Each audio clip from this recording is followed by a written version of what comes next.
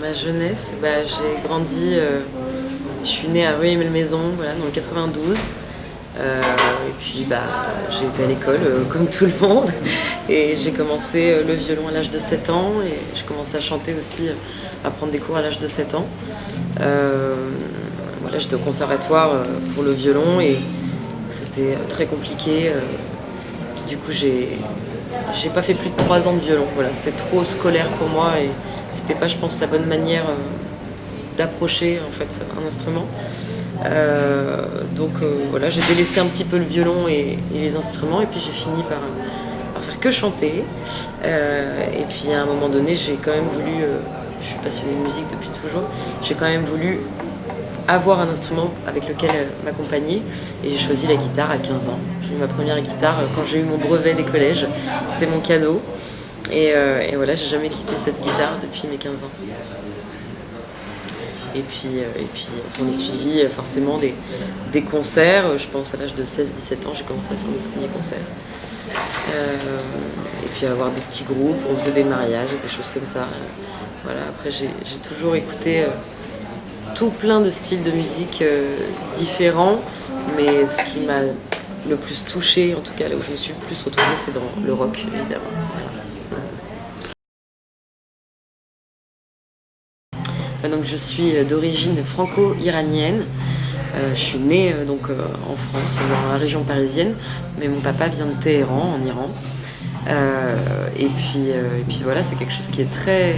ça, d'ailleurs, c'est mon petit pendentif qui est vraiment le symbole de l'Iran.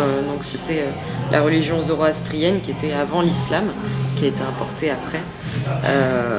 Voilà, c'est quelque chose de très fort chez moi et je pense que c'est partie de mon quotidien aussi.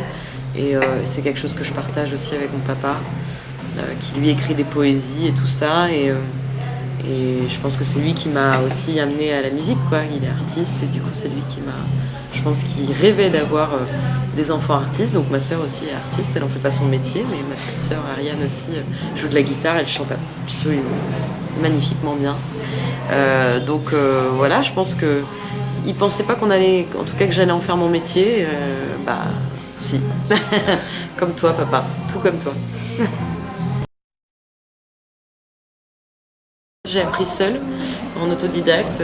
Aujourd'hui, c'est vrai qu'avec des outils comme Internet, on peut vraiment apprendre seul en fait. Et puis, je me suis perfectionnée. J'ai été dans la rue aussi, essayer de m'inspirer de personnes qui jouaient de la guitare aussi, qui m'ont appris des choses. Voilà, donc c'était avec des amis, avec des inconnus, avec tout ça. Donc j'ai beaucoup joué dans la rue aussi.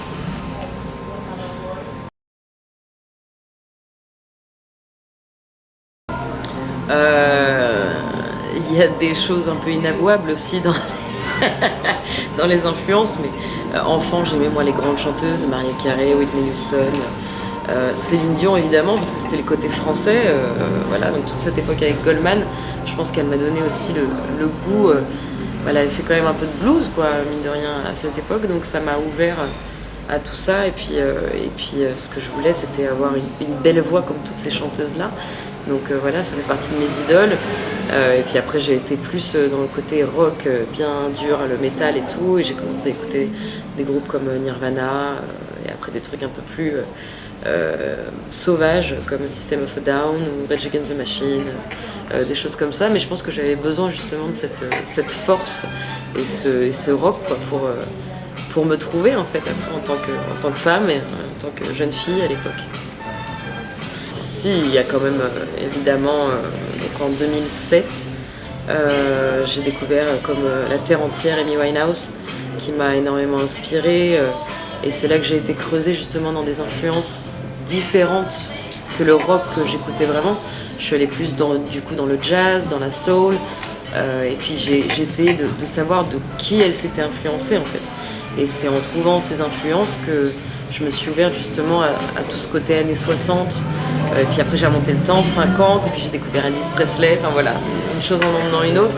Mais c'est elle qui m'a vraiment fait me trouver, en tout cas en tant qu'artiste, je pense, et avec cette ligne directrice assez vintage finalement.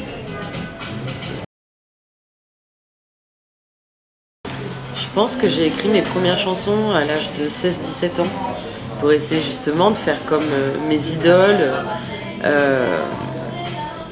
Bon, en réécoutant, je pense que c'était pas très convaincant. Mais après, il faut bien se mettre le pied à l'étrier aussi. Et, et voilà, ça fait partie de mon parcours, quoi. Donc j'ai commencé à écrire à cet âge-là. Et puis après, vraiment à chanter mes chansons et mes compositions, je dirais vers 19-20 ans, dans les concerts. Ouais.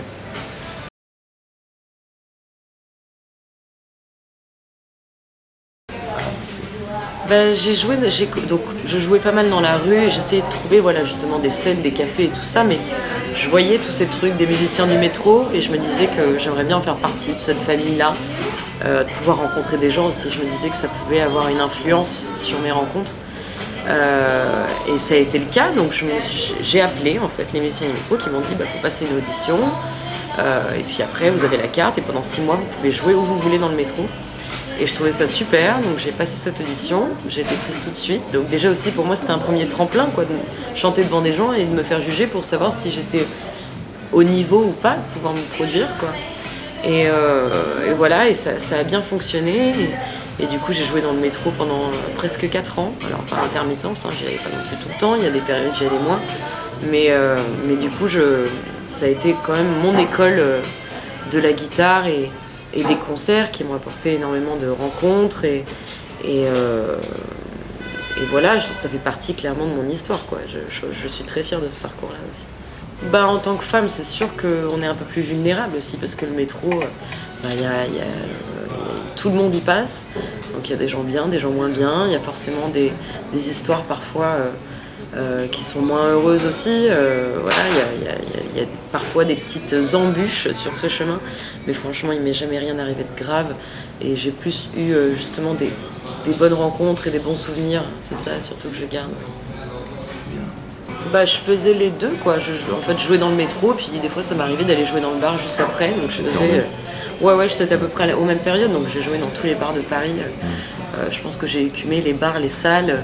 J'allais beaucoup aussi dans les jams pour rencontrer d'autres musiciens et pour pouvoir justement avoir d'autres personnes à côtoyer pour pouvoir monter un groupe, avoir des projets, faire des concerts et tout ça.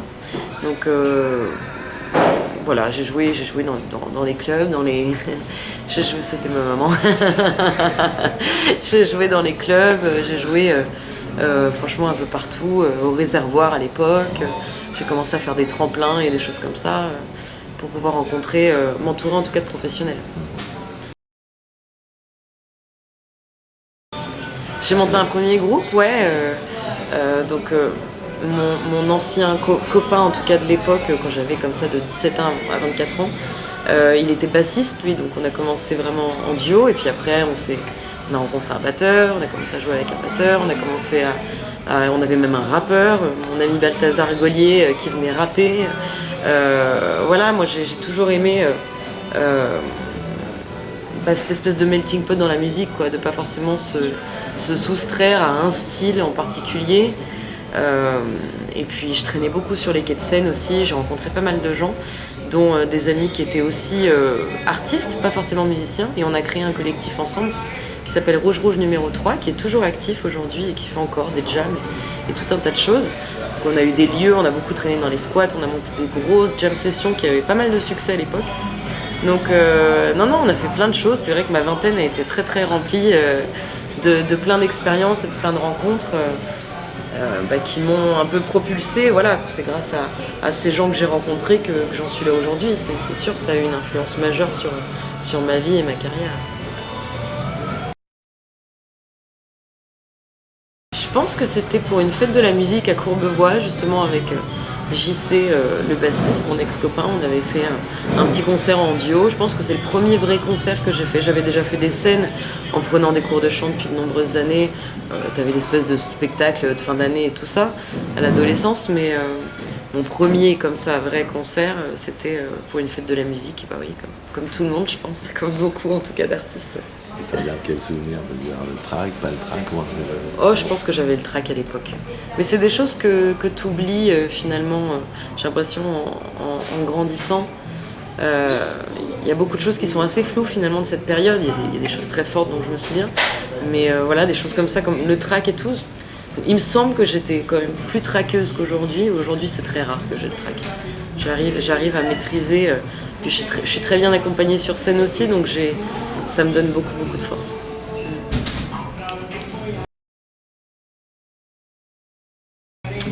Alors donc du coup en faisant le métro, j'ai rencontré tout un tas de personnes et puis j'ai été contactée par une agence qui organisait une tournée pour Jack Daniels et ils cherchaient une égérie live, donc une guitariste, chanteuse, donc du coup je pense qu'ils ont fait des castings.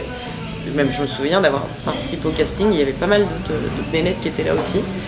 Et puis j'ai été retenue, je pense que c'est le premier truc un peu que j'ai passé comme ça où j'ai été choisie. Et puis voilà, ils m'ont offert une guitare électrique, ma première guitare électrique, et puis on est parti sur les routes. Je crois on a fait, je sais pas combien de concerts. On faisait 3 concerts par jour, 3 fois par semaine, dans toutes les villes de France. Donc là, ça a été aussi de partir de chez moi pour aller faire des concerts et de partir en tournée tous les week-ends. C'était une vraie expérience. Ouais. Et puis ça demandait de jouer vraiment du rock'n'roll et d'aller animer comme ça des bars. Un peu partout où t'avais pas forcément tes potes qui étaient là, quoi, parce que comme c'était partout en France, donc fallait vraiment y aller. Je pense que ça m'a beaucoup appris aussi à essayer de faire la différence, quoi, et de pouvoir parler aux gens et d'avoir une interaction en fait avec eux. Le répertoire, c'était évidemment il y avait un peu de Amy Winehouse, il y avait un peu de Rolling Stone, il y avait je sais pas moi, du Otis Redding.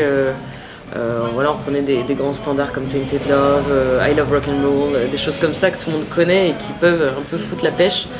Parce que ça nous arrivait aussi de jouer dans des boîtes de nuit et on arrivait comme ça au milieu de la soirée et puis ils coupaient la musique de boîte de nuit. Et moi j'arrivais avec ma guitare et tout le monde me regardait. Oh, mais qu'est-ce qu'elle va faire encore celle-là? Et en fait ça se passait relativement bien à chaque fois et j'ai eu un assez bon accueil du public. Ouais, ça m'a appris énormément.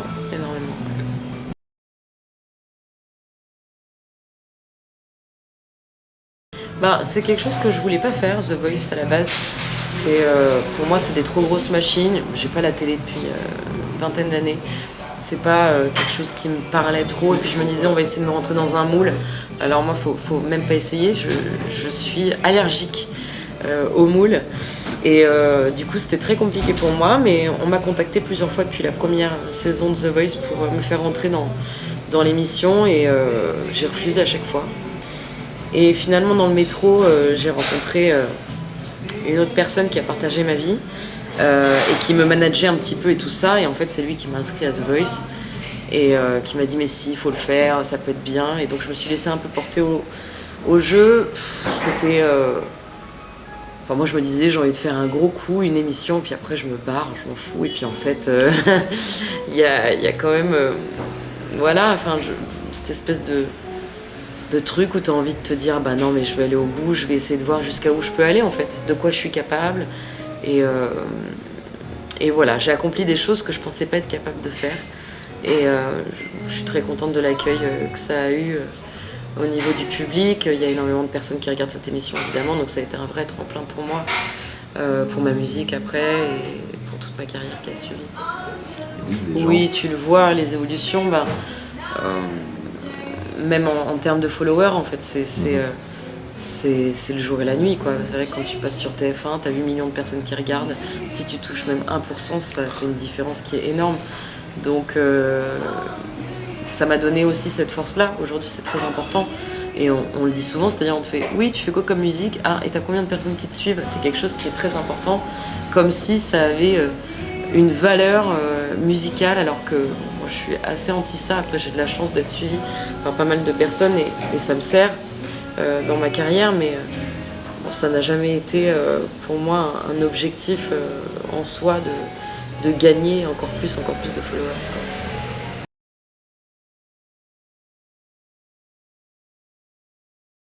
quoi. Je jouais déjà depuis 2012 je crois avec la même équipe de musiciens.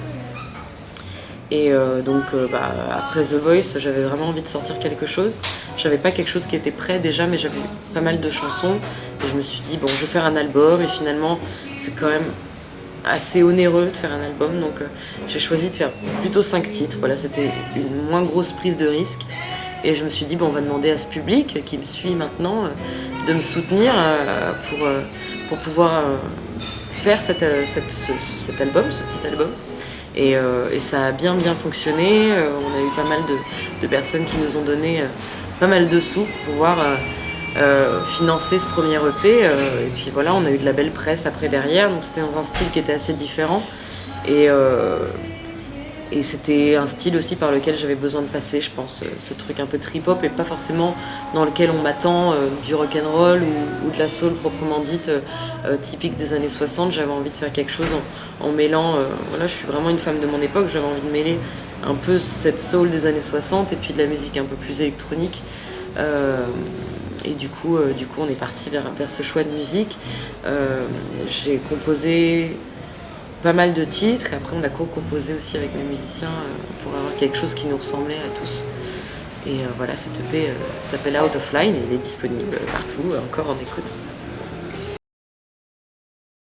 Le crowdfunding, c'est vraiment un outil, je pense, indispensable aujourd'hui, parce qu'il y a toujours des personnes que tu vas rencontrer, que ce soit ta famille ou des gens dans les concerts, qui vont dire « Ah, mais si tu fais un album, moi je participe, tu vois, ou mais qu'est-ce qu'il faut faire pour pouvoir t'aider et tout ça ?» Et en fait, il y a plein de gens qui demandent que ça, d'aider. Et c'est vrai qu'en tant qu'artiste, la musique c'est quelque chose qui coûte cher parce que tu fais une musique, après il faut faire la promo, après il faut faire les clips, il faut faire les photos, il faut faire la pochette, il faut presser, enfin ça demande énormément d'argent en fait. Et même avec ce qu'on a récolté à l'époque, c'était 15 000 €, c'était quand même assez court pour faire tout ce qu'on voulait faire dans un cadre assez professionnel. Mais bon, on y est parvenu et puis c'est pour ça que pour mon album aussi, Blue Wine là, qui est sorti, on a suivi ce même parcours en se disant bon allez, on remet ça. Donc c'est vraiment une organisation de faire un crowdfunding. Il faut vraiment essayer de bousculer les gens pour qu'ils puissent avoir envie d'être justement touchés par le projet et pouvoir mettre la main à la pâte et nous aider. Et voilà, les 2 fois ça a vraiment bien fonctionné et c'est vrai que sans ça, ça aurait été compliqué de faire quelque chose, en tout cas de cette valeur-là. Ouais. Un label si, mais tu sais aujourd'hui trouver un label c'est vraiment pas une chose évidente. Et puis alors il y a aussi des petits labels et tout ça, mais moi j'ai toujours entendu, alors après il y a les grosses machines ou les petites machines. Les grosses machines, moi c'est quelque chose qui m'a toujours fait peur, tu vois, Universal et tout ça. Bon, de toute façon je pense que je suis pas la cible non plus d'artistes qu'ils ont forcément envie de produire parce que c'est une grosse prise de risque. Je suis pas quelqu'un qui va passer sur Énergie ou sur des grosses radios et qui va forcément leur faire récolter un paquet de pognon. Donc du coup c'est très compliqué et puis surtout par rapport aux droits après. Moi j'avais toujours peur j'ai toujours entendu des histoires, ah oui moi j'ai été signée, on m'a mis dans un placard pendant 5 ans et derrière j'ai pas pu faire ce que je voulais, ou alors c'était pas moi qui avais le dernier mot pour les musiques, c'est eux qui choisissent les musiques, c'est eux qui choisissent les musiciens, enfin en fait finalement moi je fais pas de la musique pour être esclave d'une grosse machine. Je préfère faire avec mes petits moyens des choses de qualité et qui me touchent, parce que si tu veux toucher les gens, je pense qu'il faut être vrai. Et voilà, moi si on me contraint à faire des choses, je peux pas être vrai à 100% et ça me va pas. C'est sûr que du coup, en étant comme ça une artiste en autoproduction, ça me prend un temps qui est faramineux. Pendant ce temps de promo de l'album, du coup, c'est vrai que j'ai beaucoup moins de temps de me poser avec ma guitare et de jouer. Enfin voilà, je fais pas mal de booking. Bon, alors j'ai une attachée de presse qui s'occupe de toute la promo et ça, c'est super déjà. Mais c'est vrai que ça prend un temps fou. Et c'est pas forcément en plus mon métier, donc c'est-à-dire que je dois porter plusieurs casquettes qui sont pas évidentes à porter parce que alors j'apprends énormément, mais c'est très très long, c'est très fastidieux comme chemin. Et c'est vrai que voilà, j'y ai pensé pour la suite. Peut-être que j'aimerais m'associer avec des personnes et avec par exemple un label qui pourrait me représenter, mais avec lequel on arrive à trouver un compromis pour garder une certaine liberté aussi. Et je pense qu'aujourd'hui, avec ce que j'ai prouvé aussi par le passé, et avec cet album notamment, je pense que j'ai un peu plus aussi de pouvoir, en tout cas, un peu plus de bagou et de valeur, peut-être, aux yeux aussi d'une production pour exiger des choses pour ma musique. Donc on va voir, voilà, je touche du bois. Je sais pas si on a là. Je touche des feuilles. Du bois, voilà. Hop, du rotin, c'est très bien.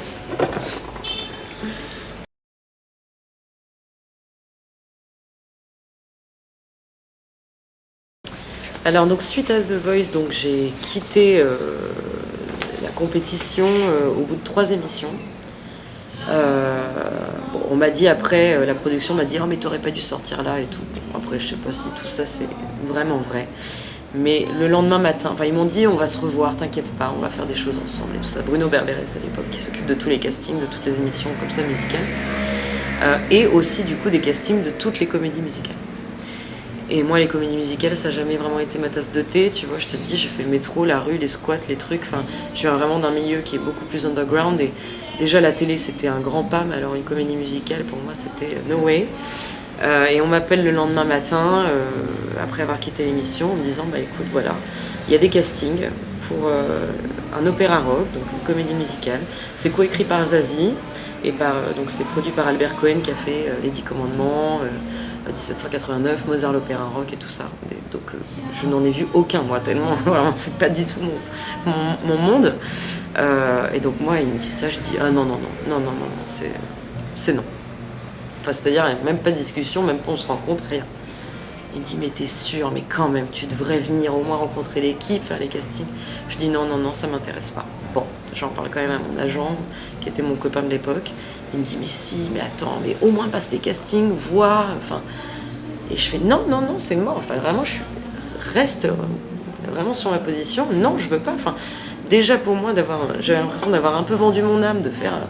une émission comme The Voice finalement que j'avais été assez libre de faire ce que je voulais donc bon je m'y retrouvais assez mais de me replonger dans quelque chose encore qui me ressemblait pas forcément vraiment ça m'enquiquinait quoi et finalement alors je sais plus ce qui s'est passé exactement, je crois que Bruno Berberès m'a rappelé en disant mais quand même tu correspondrais parfaitement, c'est exactement quelqu'un comme toi qu'on cherche, justement qui est pas aussi quelqu'un dans ces comédies musicales quoi, une espèce de fraîcheur, de pas toujours les mêmes castings. Et puis je me dis, bon, allez. Parce qu'il y avait du théâtre aussi, voilà, c'était ça qui m'avait un peu décidé, c'était que c'était pas que de la musique un peu type radio, c'était que derrière il y avait une vraie proposition artistique avec du théâtre. Et j'ai toujours rêvé, moi j'ai toujours aimé le cinéma et tout ça, et je m'étais toujours dit, oh là là, j'aimerais bien un jour faire un film ou faire quelque chose comme ça, même un spectacle, ou je sais pas, du théâtre. Et en fait, ils m'ont dit, mais on peut te former pour ça. Donc du coup, ils m'ont formé au théâtre. Donc j'ai pris des cours pendant, je crois, 3 mois. Donc de comédie pure. Vraiment pour travailler ce rôle-là, donc de Louise de Rênal. Et en fait, j'ai commencé à me découvrir vraiment une passion, et ça m'a vraiment plu. Et je me suis dit, allez, banco, on le fait. Et puis voilà, ça a commencé comme ça. Et puis on me proposait un premier rôle aussi. Donc bon, voilà, une chose en amenant une autre, finalement... Et puis moi, quand j'accepte quelque chose, après, je reviens pas en arrière. Enfin, c'est-à-dire, si je l'accepte, je le fais à 100%, je mets corps et âme, et c'est ce qui s'est passé. Et puis, il y avait une super troupe, et puis, c'était un super spectacle, on a eu des super retours. Donc voilà, non, ça fait partie aussi de mes expériences, et je pense que je me suis découverte aussi des facettes de moi. Et je pense que la comédie aussi, en tant que chanteuse, ça peut apporter beaucoup aussi par rapport à la scène. Donc voilà, j'en garde un super souvenir. Et puis on s'est envolé pour la Chine pour 52 shows. Et là, c'était fou. Une super expérience géniale. Exclusivement féminin comme public. Donc c'était assez drôle. Mais on était accueillis comme des stars là-bas. Enfin, vraiment, c'était... sans jeter des fleurs ou quoi, mais j'avais l'impression d'être Madonna, quoi. C'est-à-dire qu'on débarquait dans un endroit où on devait se cacher pour sortir parce qu'il y avait 500 personnes qui nous suivaient, quoi. C'était quelque chose. Donc après, ce qui est bien, c'est aussi la redescente, quoi. Non, enfin, on n'est rien ni personne en fait dans ce bas monde. On est tous égaux, on est tous les mêmes, et c'est pas parce qu'à un moment t'as eu un succès que ça y est. Non, je suis partisane de non, faut bien aussi rester à sa place. Et voilà, on apprend, mais jamais rien n'est gagné. Et tout c'est un combat de tous les jours, et je le sais bien encore aujourd'hui. Mais voilà, ça fait tout ça m'a nourri, et puis ça fait la personne que je suis, et dont je suis fière. Franchement, je suis très fière de mon parcours.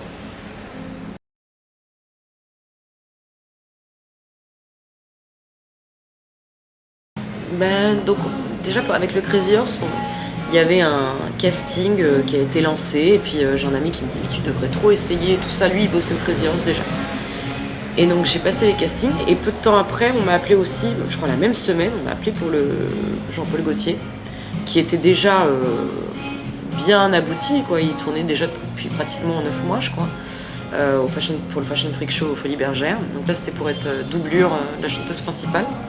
Et je me suis dit c'est fou, on me propose comme ça des rôles qui sont complètement différents de tout ce que j'ai fait auparavant, donc allez, go, j'y vais. Et donc j'ai eu les 2 castings la même semaine et j'ai réussi à décrocher les 2 rôles. Donc c'était complètement fou quoi pour moi. Donc tout un nouvel univers, vraiment de la scène burlesque et tout ça qui s'ouvrait à moi. Et pareil, ça m'a énormément appris parce que avec Crazy Horse je continue encore beaucoup. Jean-Paul Gaultier, ça s'est terminé il n'y a pas longtemps. Enfin, il continue le show, là, ils partent au Japon, mais du coup sans moi. Et puis de toute façon, j'ai tellement de choses à faire là avec mon projet. De toute façon, c'était pas le moment. La vie fait bien les choses. Mais je continue au Crazy Horse. J'y étais d'ailleurs hier soir là. C'est absolument fou comme expérience, quoi. Vraiment, je suis meneuse de revue. Je suis la Jessica Rabbit pour de vrai. Et c'est fou, quoi. Moi, j'adore. C'est un vrai jeu avec le public. Ça demande d'aller chercher des choses que j'avais jamais été chercher aussi et j'adore quoi, ça me nourrit énormément et même pour mes concerts après du coup je suis beaucoup plus à l'aise avec le public aussi et non c'est super, voilà c'est super, je suis très contente. C'est vrai que bon, tout est arrivé un peu vite et moi c'était très important pour moi d'avoir un bébé, voilà, en tant que femme. J'ai 35 ans, c'était voilà, parce que après tu vas vite te laisser embarquer aussi par ta carrière et malheureusement il y a beaucoup de femmes, enfin malheureusement ou heureusement d'ailleurs, enfin, je veux dire, mais des histoires que j'ai entendues c'était plutôt sur le malheureusement qui se sont concentrées sur leur carrière et puis finalement après c'est trop tard. Et moi je voulais, ça m'a un peu traumatisée, je me suis dit il faut pas que ça m'arrive. Il y a quand même eu le Covid qui est passé par là. Et c'est vrai que ça aurait été mieux que ce soit à cette période-là parce que ça m'aurait bien occupé tout ça. Après, encore une fois, la vie fait bien les choses et que c'était pas le moment. Donc ça s'est passé après le Covid, au moment où j'étais en train d'enregistrer mon album en fait. Donc c'est pour ça que j'ai retardé la sortie de l'album de pratiquement 1 an. Parce que 2 bébés d'un coup c'était trop compliqué. Et du coup je me suis vraiment mise voilà, dans ce nouveau rôle de maman et j'ai une petite fille incroyable donc c'est super d'avoir le temps pour elle. Après c'est vrai que tout est arrivé en même temps et quand elle a eu 2 mois on m'a proposé de partir en tournée avec Dire Straits pour une tournée de Zénith dans toute la France. Donc du coup je l'ai prise sous le coude avec moi, j'ai pris mon chéri, ma guitare, mon ampli et puis on est parti sur les routes avec la petite de 2 mois. Donc c'est une organisation qui est folle évidemment, mais en même temps c'est tellement fou de pouvoir partager ça tous ensemble quoi, en famille.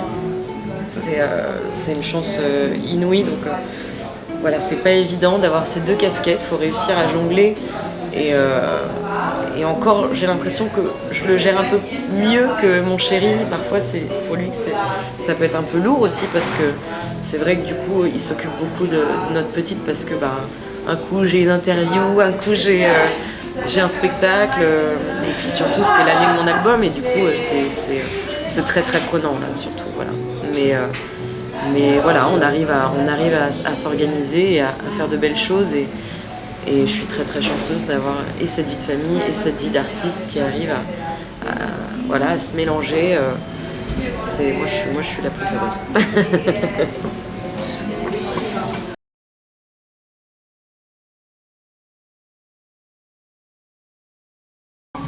C'était complètement fou, hein. Donc déjà mon album n'était pas sorti encore. Il allait sortir dans quelques mois, vu que j'avais retardé la sortie. Puis après je l'ai retardé. Donc du coup j'ai commencé à chanter les chansons de cet album sur les Zéniths. Donc quand même quelle merveilleuse scène pour commencer à chanter les chansons de son album. J'ai eu une chance inouïe. C'est donc l'équipe de Gérard Drault Productions qui m'a contactée pour partir sur cette tournée.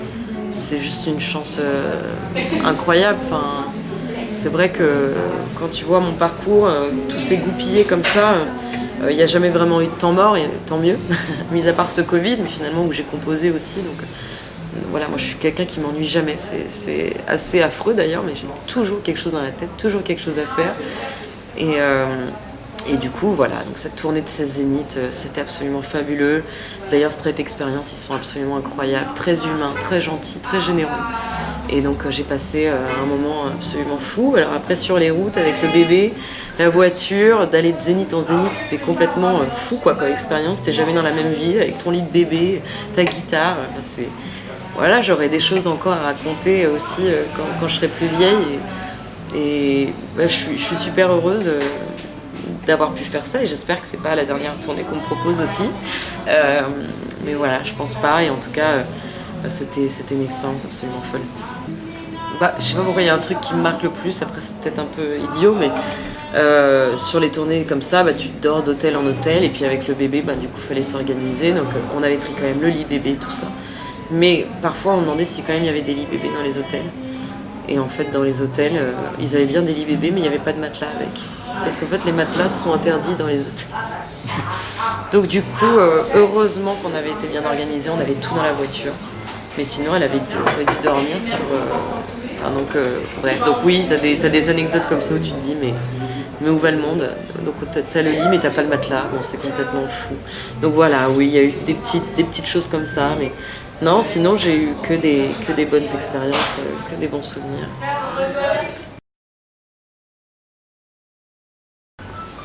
Eh bien écoute, je suis partie donc avec un peu une nouvelle équipe, parce que suite au Covid, le batteur avec qui je tournais, donc Simon Truxillo, il a arrêté la musique. Je pense que c'était trop lourd, il a eu un bébé aussi, enfin voilà, c'était un peu compliqué.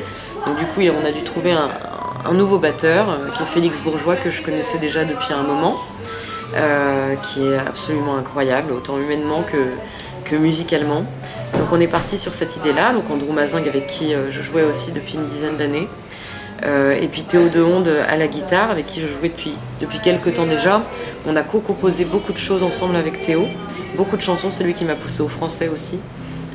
J'avais pas du tout envie de me mettre à écrire en français, puis finalement il m'a poussé, et en fait je suis super ravie du résultat, et je le remercie de m'avoir poussé, parce que du coup je suis très contente de ce qu'on a pu faire. Donc voilà, c'était juste après le Covid, même pendant le Covid, moi j'ai composé pas mal de choses, et puis après on s'est retrouvés tous les deux pour faire des espèces de sessions d'écriture, de composition et d'enregistrement. Et puis on est arrivé à 14 titres, puis on en a finalement sorti 13 sur l'album. Et voilà, on a bossé tous les quatre, puis après on a demandé à une section cuivre de venir nous porter main forte sur cet album aussi. Et puis on a eu un quatuor de cordes aussi, donc on s'est entouré de beaucoup de belles personnes pour faire cet album, et je pense que tout le monde est ravi du résultat, et on y a mis en tout cas tout notre cœur, et puis nos petites mains, voilà, on a fait ça avec vraiment beaucoup de, dextérité. On a essayé du moins.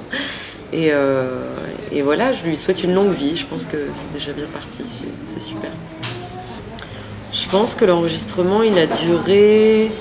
de commencer la composition. Il y avait des choses qui étaient déjà finies de composer. J'ai composé quand même beaucoup de titres de cet album seul pendant le Covid. Et puis...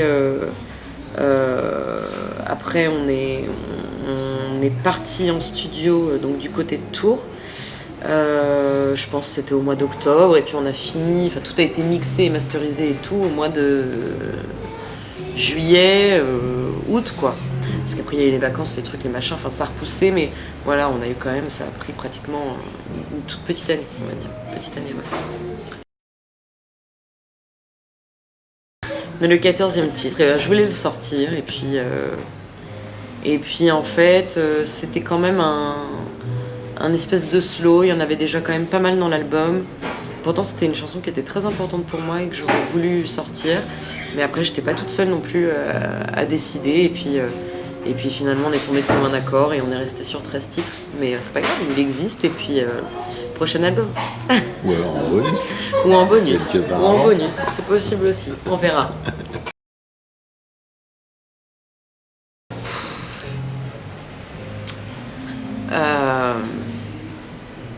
forcément des compliments, mais non, mais je dirais que je vais prendre plusieurs mots. Je suis une acharnée, quoi, voilà. Mes proches parfois disent moi que je suis un peu une force de la nature, quoi. Je suis assez inépuisable dans le travail. Je suis vraiment quelqu'un qui travaille énormément. Alors après, là, avec la petite, c'est parfois je suis obligée de me réfréner un peu parce que sinon je travaillerais tout le temps, en fait. Donc voilà, mais après je suis aussi bien têtue. Et ça, je pense qu'il y a des personnes qui pourront le confirmer. Voilà, et après, je sais pas trop. Je pense que ça, déjà, ça me correspond bien. Ouais, je suis une acharnée du travail. C'est ça. Ah. Ouais, il y en a plein. Il y en a plein. Bah, malheureusement, il y a beaucoup d'artistes qui sont morts. Du coup, je me garde une petite place au paradis. Si j'ai été une bonne fille pour aller au paradis, je pense que ça ira. Mais moi, il y a plein de personnes que j'adore. Bah, en France, il y a Théo Lorentz que je surkiffe, que j'ai déjà rencontré, avec qui j'aimerais beaucoup collaborer. Théo, si tu m'entends. Et puis sinon, il y a plein d'influences, quoi. Moi, j'adore Marcus King, j'adore Larkin Poe, j'adore Gary Clark Jr. Enfin voilà, que des beaux artistes, hein, évidemment. Il y en a plein. J'adore les Teskey Brothers, j'adore les Chinelli Brothers aussi, qui sont des potes et qui sont en train de bien cartonner en ce moment. Il y en a plein. J'adore collaborer, je trouve que ça amène beaucoup de force aussi de pouvoir faire des choses avec d'autres artistes. Voilà, il y a plein de choses. Puis il y a ma grande copine aussi, Audrey Lurie, que j'adore, de Little Odetta. Et j'aimerais bien, un jour on en avait parlé un petit peu, elle était venue me voir à Londres, et j'aimerais bien qu'on fasse un petit truc ensemble, une petite chanson, un petit truc. Voilà, je suis absolument fan de cette fille, elle est incroyable.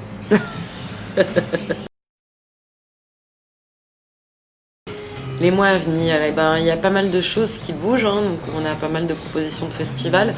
Après l'album, il est sorti en février, donc c'est vrai que et puis je devais partir avec le Fashion Freak Show, finalement ça s'est pas fait. Donc il y a pas mal d'opportunités qui ont été un petit peu, voilà, pas au bout en tout cas.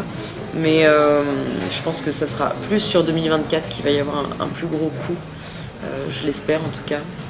Mais on a pas mal de dates qui arrivent et puis je suis super contente. On a été sélectionnés pour faire le Color Blues Festival là, le 12 juillet, donc on va croiser les doigts pour voir où est-ce que ça nous mène.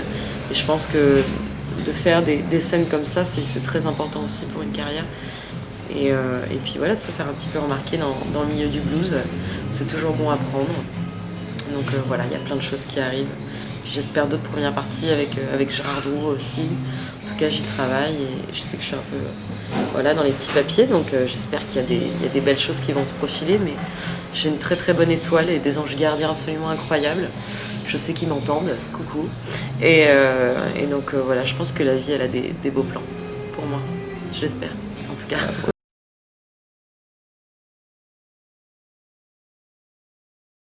Alors, pour moi, c'est difficile de partir avec un disque ou un film parce qu'il y a des choses quand même. Enfin, j'imagine sur une île déserte, tu restes toute la fin de ta vie. Je préférerais prendre ma guitare, ça c'est sûr. Prendre Spotify plutôt qu'un disque pour avoir le choix, tu vois. Après, la musique, c'est des humeurs. Ah non, écouter un truc d'un bout à l'autre jusqu'à la fin de sa vie. Même mon disque préféré, j'aurais trop peur d'en être dégoûtée. Donc, tu vois, mes disques préférés, je les écoute pas souvent, c'est pour dire. Donc, il y en a plein, mais justement, les choses que je préfère que ce soit rare pour vraiment, quand je retombe dessus, ça me fait ah, vraiment, qu'est-ce que j'adore ce truc. C'est pas simple, trois choses. Après, je serai toute seule sur cette île, j'imagine. Chiant. Ouais, écoute, je prendrais 3 choses ou pas, mais je prendrais en tout cas, c'est sûr, mon mec, ma fille et ma guitare. Et Spotify dans la guitare. Très bien.